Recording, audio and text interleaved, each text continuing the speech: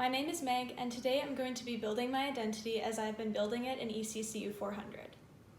Before taking this class, I was living a white privileged life and had a lack of awareness towards others' walks of life.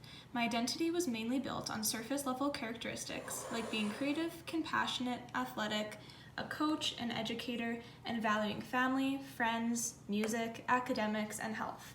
Other identity markers included being in the middle class, Caucasian, cis female, heteronormative, and I defined Regina as my home. While these blocks make a good base for my identity, the tower is nowhere near complete. Miskâsowin, understanding who we are in relation to treaty, coincides with understanding my personal identity. The knowledge I have learned has helped me understand the sacred undertakings of what a treaty represents, which is a lifelong commitment of Indigenous peoples upholding their promises, as Sheena Coop's song, As Long as the Grass Grows, teaches us. This has also taught me to practice kihci-asotamâtowin, living together on this land.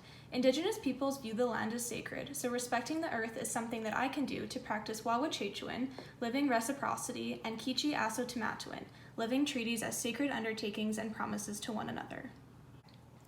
Our Wekotowin photo story about being relatives on and to this land helped me to be in touch with my more than human kin on this earth.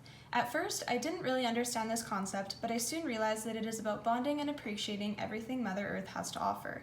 Since Indigenous peoples value the land and animals so intensely, practicing this is a way to live the sacredness of the treaties in my everyday life. Our assignment on analyzing and disrupting normative narratives about treaties in the classroom helped me recognize just how many normative narratives that people, myself included, make about treaty education and Indigenous peoples. It was great to research why these narratives are present and how we can break them down with kihci-asotamâtowin, which is telling difficult and necessary truths. My webinar on the histories of the treaties taught me to value treaty land by making meaningful land acknowledgements, teaching treaties in schools, learning about the sacredness of these treaties, and building treaty territory into my understanding of land and home. Instead of identifying my home as Regina, I am now transitioning to naming Treaty 4 as the land that I reside on. Gaining resources of a variety of treaty walks that I could take my future classes on was also very helpful in learning to respect and understand the land from an Indigenous perspective. Another addition to my identity is language, because I've learned many important Cree concepts to use in my teaching dialogue, but also because I've learned how to respectfully talk about Indigenous peoples and their history, which is thanks to Chelsea Vowell and our class discussions. Further, before this class, I didn't have any knowledge on my ancestors and described myself as just being very Canadian. However, through learning about where my family comes from, as well as a settler history on Turtle Island, I realized that calling myself a settler Canadian is a better representation and more respectful approach to Indigenous land.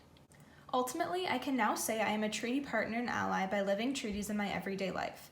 I now feel that I can be part of the solution of truth and reconciliation and educate others. I understand that racism is alive, that I am privileged, and that Canada still has a long way to go to mend relationships and help future generations of Indigenous peoples to heal. This is not a quick fix. Pam Palmer teaches us in her lecture that an apology is not good enough. Reconciliation is not passive. We need to be active in practicing treaty responsibilities, breaking down stereotypes and normative narratives, and spreading truth to everyone. My identity and treaty understanding have grown dramatically since taking this course. Now that I learned many necessary truths, I cannot remove these teachings from my consciousness. If I choose to disengage and deny these truths, my identity will crumble. I would lose my ability to practice kihci-asotamâtowin, making good relationships, and would not be able to pass on my learning to others. As you can see, learning truths about treaties and Indigenous history is imperative to building a strong identity. Without these pieces of knowledge, I would lose a part of my new way of life that I have come to know. Treaties are living. We need to continue to learn, educate, struggle, explore, and live the complicated treaty journey now and forever.